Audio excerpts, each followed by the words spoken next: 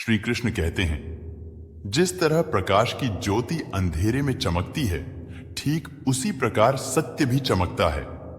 इसलिए हमेशा सत्य की राह पर चलना चाहिए। जिस मनुष्य के अंदर ज्ञान की कमी और ईश्वर में श्रद्धा नहीं होती, वो मनुष्य जीवन में कभी भी आनंद और सफलता को प्राप्त नहीं कर पाता। जब जब इस धरती पर पाप, अहंकार और अधर्म बढ़ेगा, तो उसका विनाश कर धर्म की पुनः स्थापना करने हेतु मैं अवश्य अवतार लेता रहूंगा। वह व्यक्ति जो अपनी मृत्यु के समय मुझे याद करते हुए अपना शरीर त्यागता है, वह मेरे धाम को प्राप्त होता है और इसमें कोई संशय नहीं है। जन्म लेने वाले के लिए मृत्यु उतनी ही निश्चित है जितना कि मृत होने वाले के लिए जन्म लेना। इसलिए जो अपरिहार्य है उस पर शोक मत करो। वह जो वास्तविकता में मेरे उत्कृष्ट जन्म और गतिविधियों को समझता है, वह शरीर त्यागने के बाद पुनः जन्म नहीं लेता और मेरे धाम को प्राप्त होता है। जो होने वाला है वो होकर ही रहता है और जो नहीं होने वाला वह कभी नहीं होता। ऐसा निश्चय जिनकी बुद्धि में होता है, उन्हें चिंता कभी नहीं सताती है। अपने परम भक्तों जो हमेशा मेरा स्मरण या एक चित्त मन से मेरा पूजन करते हैं, मैं व्यक्तिगत रूप से उनके कल्याण का उत्तरदायित्व लेता हूं। जो कोई भी व्यक्ति जिस किसी भी देवता की पूजा विश्वास के साथ करने की इच्छा रखता है, मैं उस व्यक्ति का विश्वास उसी देवता में दृढ़ कर देता हूं।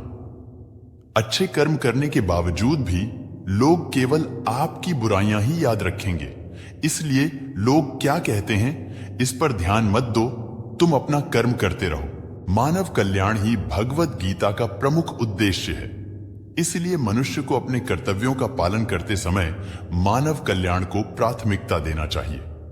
इतिहास कहता है कि कल सुख था, विज्ञान कहता है कि कल सुख होगा, लेकिन धर्म कहता है कि अगर मन सच्चा और दिल अच्छा हो तो हर रोज सुख होगा।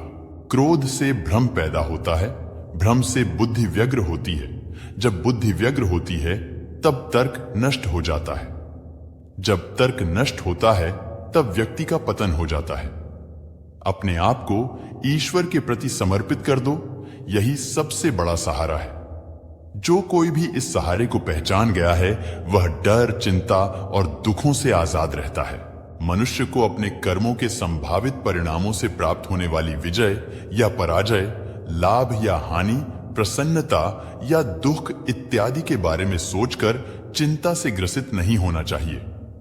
तुम क्यों व्यर्थ में चिंता करते हो? तुम क्यों भयभीत होते हो? कौन तुम्हें मार सकता है? आत्मा न कभी जन्म लेती है और न ही इसे कोई मार सकता है। ये ही जीवन का अंतिम सत्य है। जिसने मन को जीत लिया है, उसने पहले ही परमात्मा को प्राप्त कर लिया है, क्योंकि उसने शांति प्राप्त कर ली है। ऐसे मनुष्य के लिए सुख दुख, सर्दी गर्मी और मान अपमान एक से है। श्रेष्ठ पुरुष को सदैव अपने पद और गरिमा के अनुरूप कार्य करने चाहिए, क्योंकि श्रेष्ठ पुरुष जैसा व्यवहार करेंगे तो इन्हीं आदर्शों के अनुरूप सामान्य पुरुष भी वैसा ही व्यवहार करेंगे। न तो यह शरीर तुम्हारा है और न ही तुम इस शरीर के मालिक हो। यह शरीर 5 तत्वों से बना है: आग, जल, वायु, पृथ्वी और आकाश।